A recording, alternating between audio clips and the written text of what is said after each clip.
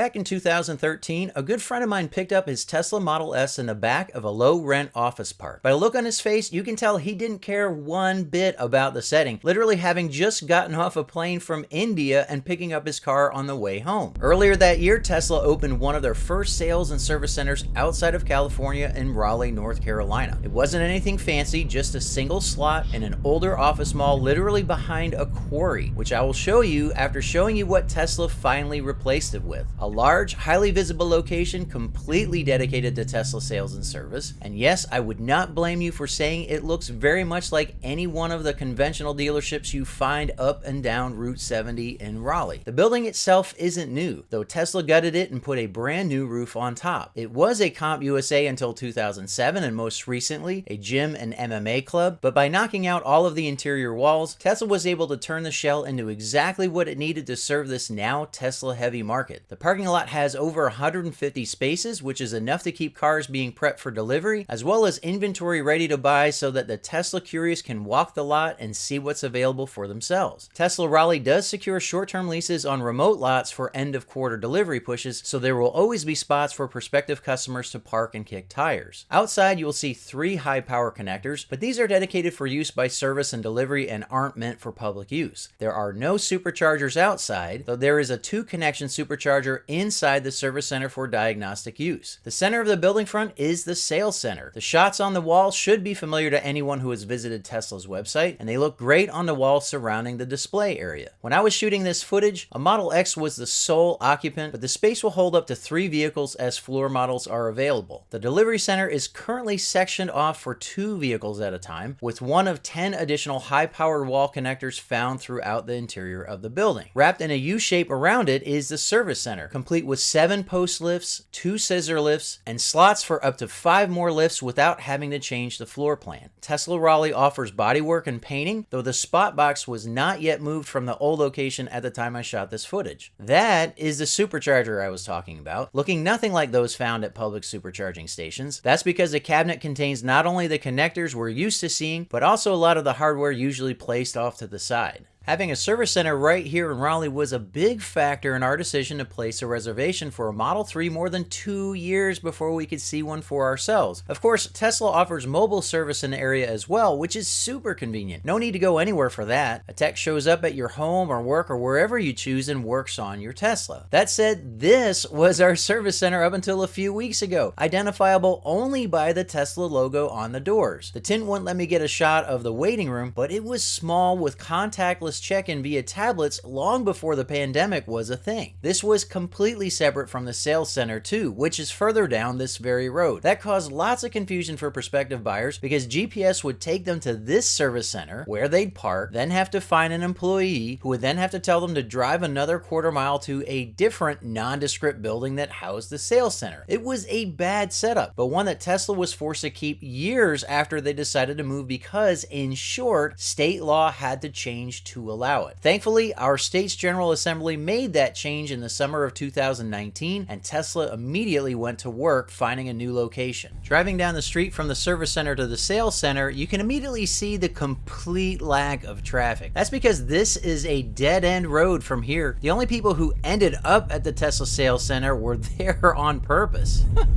I mean, look at this. This is practically deserted. In fact, the only traffic on this road this morning seems to be people that are heading to work. And this is where the Tesla sales center used to be. Used to be both, actually. But as they expanded, they needed more room for the service, and so they got that second location just down the street. And then they dedicated this to sales and delivery. But this just isn't what you want to be the face of Tesla in this area. At least the old sales center had a sign that actually said Tesla on it, but if you are used to buying your cars from a traditional dealer, wouldn't you be a bit suspicious of a company that operated out of this location? I was told this very thing from a friend I encouraged to check out Tesla before he bought another BMW. Here is the entire customer area of the old sales center, this one room, and it used to have a few desks in it for sales advisors to go through and order with customers. This is also the same room you waited in him to take delivery. And that's if you weren't meeting an advisor at some lot in the middle of nowhere. This was so small that they used to park their vehicles ready for delivery on this street right here. Of course, about 2 years ago when the Model 3 came out, they were getting so many deliveries of cars that this street got parked all the way up. People complained and they had to start leasing parking lots off-site to keep their cars before they would make delivery.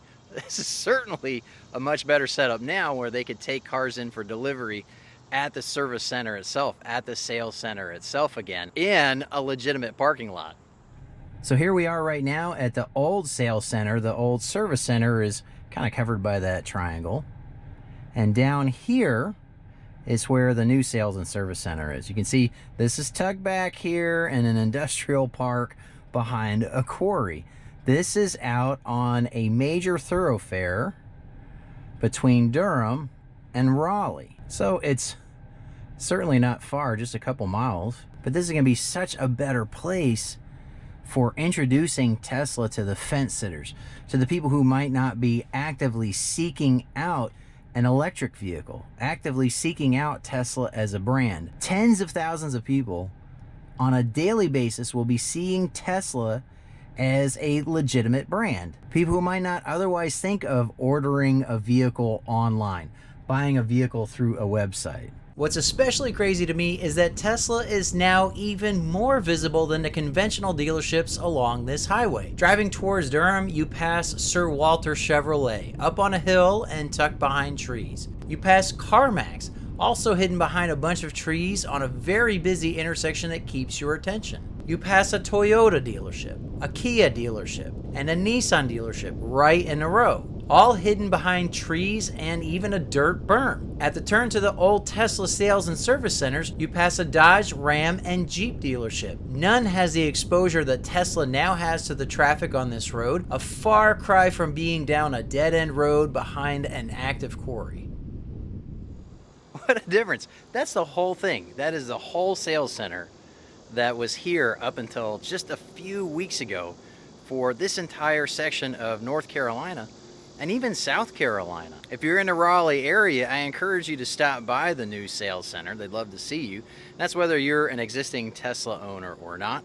If you're interested in getting a Tesla of your very own, be sure to use my Tesla Owners referral link. It'll get you free supercharging if you do. Full details on a Tesla Owners Referral Program can be found at the link itself. Be sure to subscribe to see more videos on things like checking out what a service center looks like on the inside. I really appreciate you watching The Tech of Tech, and hope to see you next time.